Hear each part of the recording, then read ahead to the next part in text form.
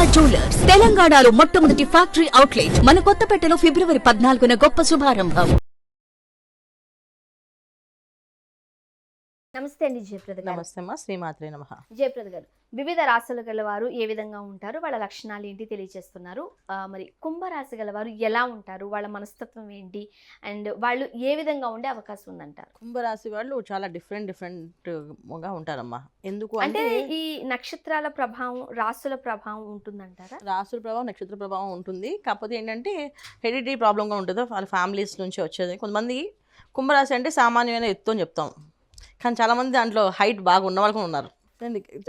సామాన్యంగా వాళ్ళు సామాన్యమైన ఎత్తు, సామాన్యంగా ఉంటారు. వీళ్ళు అంత లావు ఉండరు, అంత పొడుగు ఉండరు, అంత పొట్టు ఉండరు, మామూలు నార్మల్ హైట్స్ ఉండే వాళ్ళు ఉంటారు. కాకపోతే ఏంటంటే ఇప్పుడున్న కాలంలో కొంతమంది లావుగా ఉంటున్నారు, కొంతమంది సన్నగా ఉంటున్నారు, కొంతమంది అసలు తినకుండా ఫుడ్ తినకపోవడం వల్ల చాలా స్లిమ్గా కనిపిస్తూ ఉంటారు. ఇది కుంభరాశి లక్షణాలు ఎలా ఉన్నప్పటికీ కూడా వీళ్ళ మనస్తత్వాలు మాత్రం దృఢమైన మనస్తత్వం అనమాట. కుంభం అంటే నిండుకుండా. నిండుకుండా.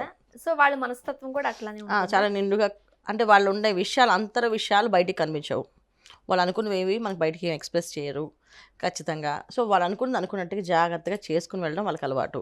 వాళ్ళు అనుకున్న పని ఎవరికి తెలియదు ఏం చేస్తున్నారు అనేది. వాళ్ళు చేసుకుంటూ వెళ్ళిపోయి ఇది చేస్తున్నావా అనేసి మనం వాళ్ళు చేస్తున్న పని బట్టి మనం అబ్జర్వ్ చేయాలి తప్ప మేము ఇది చేస్తున్నాను ముందుగా చాటింపు వేయడం కానీ, ఎక్స్ప్రెస్ చేయడం కానీ, ఎక్స్ప్రెషన్ విషయాలు కానీ ఏది ఉండదు. చాలా silent and calm going persons అన్నమాట వీళ్ళు. సాధారణంగా ఈ రాశులు గలవారు అంటే చాలా వీడియోస్ లో మేము చూసాము, రైట్, ఇలా ఉండే అవకాశం ఉందంటే వీళ్ళు కాస్త డస్కీ స్కిన్, వాళ్ళ కలర్ ఇట్లా ఉండొచ్చు, ఇవన్నీ చెబుతూ ఉంటారు కదా. నిజంగానే ఈ రాశుల ప్రభావం వల్లే అలా ఉంటారా? ఖచ్చితంగా రాశి ప్రభావం. కాకపోతే ఆ రాశుల్లో రాహు ఉంటే కొంచెం మనిషి అందంగా చాలా చక్కగా కనిపిస్తుంటారు అలా. అంటే ఒక్కొక్క రాశిలో ఒక్కొక్క గ్రహాలు ఉంటాయి కదా, ఆ గ్రహాలు బట్టి వాళ్ళ రంగులు కూడా మారుతుంటాయి. సో వాళ్ళ లగ్నం అది అయినప్పటికీ కుంభలగ్నం అయితే రాహు ఉంటుంది, ఇంకొంచెం అలా శుక్రుడు ఉన్నాడు అనుకోండి, ఇంకొంచెం ఆకర్షణీయంగా చాలా అందంగా చక్కగా నవ్వితే వాళ్ళని చూడాలనిపించి అందంగా తయారవుతారు. సో ఇదేంటంటే డిఫరెంట్, మనకి రాశి తత్వాలు కొన్ని ఉంటే దాంట్లో ఎప్పుడైతే లగ్నం పడి ఆ లగ్నంలో రాశులు ఉండబట్టి ఆ గ్రహాలు ఆ ఛాయ వీళ్ళ మీద పడుతుంది. ఓకే, సో వాటి ప్రభావం వల్ల అలా ఉంటుంది. శని భగవాన్ ఉంటే కొంచెం బ్లాక్గా డల్గా, కొంచెం డల్ కలర్, అంటే మరీ బ్లాక్ అని కాదు, డస్కీ కలర్ కూడా ఉంటారు, చూడడానికి ఆకర్షణీయంగా ఉంటారు. వివిధ లక్షణాలు కలిగి ఉంటాయి అన్నమాట. సో మిక్స్డ్గా ఉంటుంది. ఓకే, మరి కుంభరాశి వారికి స్టడీస్ ఎట్లా ఉంటాయి అంటారు? చదువు బాగా కష్టపడి చదువుతారు. అదే చెప్తున్నాం, వీళ్ళు సాధించాల్సింది అన్ని కూడా బయటికి మాట్లాడకుండా సాధించే లక్షణాలు ఎక్కువ వీళ్ళకి. చాలా వరకు ఫ్యామిలీ సపోర్ట్ చాలా తక్కువ ఉంటుంది వీళ్ళకి. వీళ్ళు ఓన్గా సంపాదించుకుంది సాధించేది ఎక్కువగా ఉంటుంది. చాలా మందికి ఇంట్లో చిన్న ఆర్థికంగా కొన్ని ఇబ్బందులు ఉన్న వాళ్ళే ఉంటారు.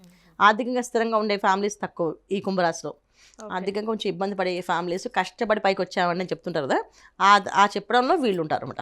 అంటే కాస్త ఆర్థికంగా కూడా వీళ్ళు లో ఉంటుంది కొంతమంది. సో ఖచ్చితంగా వాళ్ళు స్టెప్ బై స్టెప్ ఎదుగుతూ వాళ్ళు నెమ్మదిగా డే బై డే గ్రో అయ్యే మనుషులు అన్నమాట వీళ్ళు. అయితే వీళ్ళు ఎక్కువగా ఉద్యోగాల్లో స్థిరపడతారా, వ్యాపారం చేసుకుంటే మంచిదా? వీళ్ళు వ్యాపారాలు చాలా తక్కువ మంది అన్న. అసలు వ్యాపారం అనే విషయంలో కుంభరాశి వాళ్ళు చాలా తక్కువ మంది లెక్కేసుకోవచ్చు.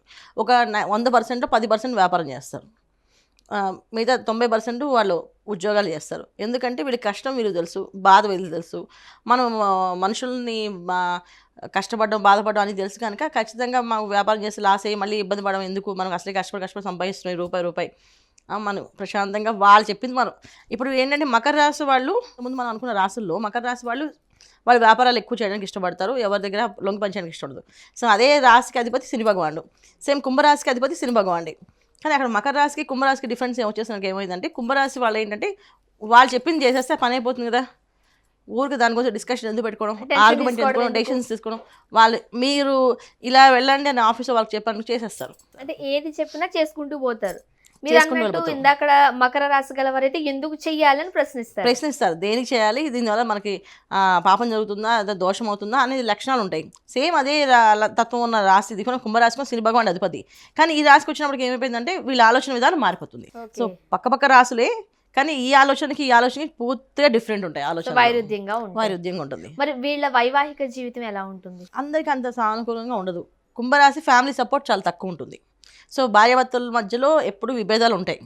అయినప్పటికీ కూడా వీళ్ళు హార్డ్ వర్క్ మీద వెళ్ళిపోతూ ఉంటారు. సో చాలామంది చెప్తారు సపరేట్ బెడ్రూమ్స్ కానీ సపరేట్ రూమ్స్ కానీ ఉంటాయని చెప్తారు కదా, ఆ లక్షణాలు కుంభరాశి కూడా ఉంటుంది. స్వతహాగా ఆ రాశి వల్ల అట్లా ఉంటుంది అంతే. వాళ్ళు ఏ విషయాన్ని బయటపడరు, అదేదో అనుమానం కింద భావిస్తారు. ఎదురు వాళ్ళు చెప్పకపోవడం వల్ల ఏంటంటే వీళ్ళకి అనుమానం ఉంది మన మీద, అందుకని చెప్పట్లేదు, అనుమానం పడుతున్నారు, వీళ్ళందుకు మనతో ఎక్స్ప్రెస్ చేయట్లేదు, మనతో షేర్ చేసుకోరు. కానీ వీళ్ళ లక్షణమే ఏంటంటే షేరింగ్ అలవాటు లేదు వాళ్ళకి. చిన్నప్పటి నుంచి వాళ్ళు పెరిగే వాతావరణం ఏంటంటే వాళ్ళు ఎంతమంది 10 మందిలో ఉన్నా వీళ్ళు ఒక్కరుగా ఉండగలరు, ఒక్కరుగానే హ్యాపీగా ఉండాలి.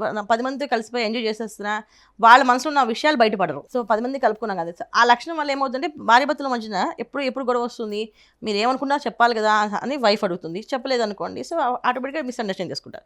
అలాగే వైఫ్ ఏమనుకుంటుందో హస్బెండ్ చెప్పకపోతే మిస్అండర్స్టాండ్ చేసుకుంటారు. వీళ్ళకి ఏంటంటే చెప్పే అలవాటు లేదు, వాళ్ళ పని వాళ్ళు చేసుకుని వెళ్ళిపోయే అలవాటు వాళ్ళకి. ఇప్పుడు సాధారణంగా ప్రతి రాశిలోనూ ఒడిదుడుకులు ఉన్నాయి, బట్ కుంభరాశికి కాస్త ఎక్కువగానే ఉన్నాయి. ఆర్థికంగా ఇబ్బందులు పడుతున్నారు, వైవాహిక జీవితంలో కాస్త ఇబ్బందులు ఉన్నాయి కాబట్టి మరి వీరికి మీరిచ్చే చక్కటి పరిష్కార మార్గాలు ఏంటి? నేను వీళ్ళ కుంభరాశి వాళ్ళకి ఆర్థికంగా కంటే కూడా ఆర్థికంగా వాళ్ళు ఇబ్బంది పడినప్పటికీ డే బై డే గ్రో అవుతుంటారు. వాళ్ళు ఇబ్బంది పడే స్థితి ఉండదు.